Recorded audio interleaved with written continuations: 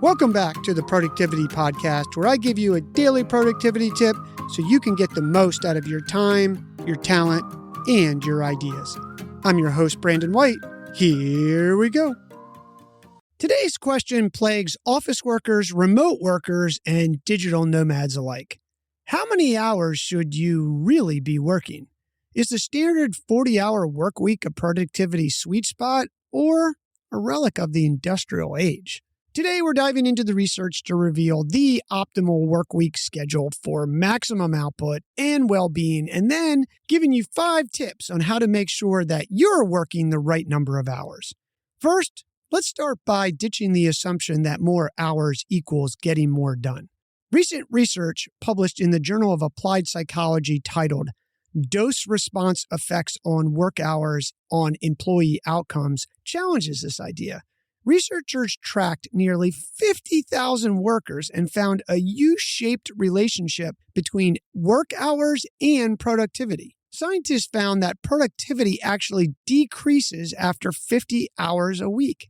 Even worse, they found that skipping that full day off can negatively impact your hourly output. So, over 50 hours seems like a hard no. But is there a magic number for peak performance below that? While there's actually no one-size-fits-all answer, studies and experts point towards a sweet spot between 35 and 45 hours for optimal productivity. Keep in mind that this is actual hours worked, not how many hours that you were, quote-unquote, in the office or, quote-unquote, in front of your computer. This is actual work completed. Individual factors like your job type, personality, and energy levels play a critical role in figuring out the right amount of hours for you. A short task-type job might thrive in shorter bursts, while a writer, software engineer, or accountant might excel in longer focus stretches that oscillates from week to week. So how do you unlock your working hours per week sweet spot? Follow these 5 things. Number 1, track your time. Become aware of how you actually spend your work hours. Are you in a constant state of busyness, or are there stretches of unproductive distractions? Tracking your time reveals hidden patterns and potential for improvement. You can use a program like Rescue Time if you want a program to actually track your time. Number 2, prioritize ruthlessly. Not all tasks are created equal. Identify your most critical tasks and projects and ruthlessly filter out the rest. Delegate, automate, or simply say no to what doesn't contribute to your core goals.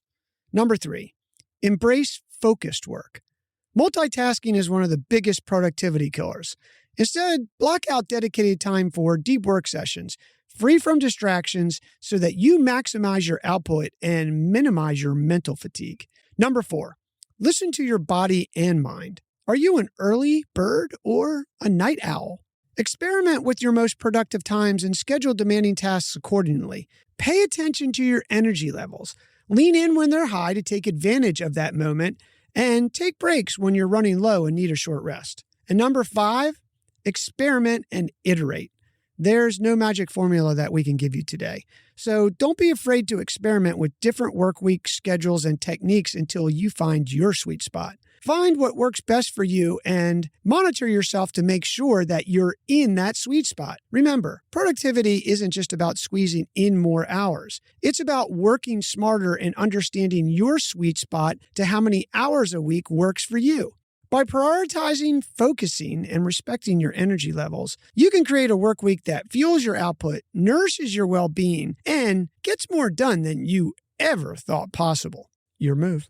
Hey, real quick before you go, please remember to hit follow on your podcast player. You won't miss any episodes, and it helps support us bring you the show daily. Thanks for listening. We'll talk tomorrow.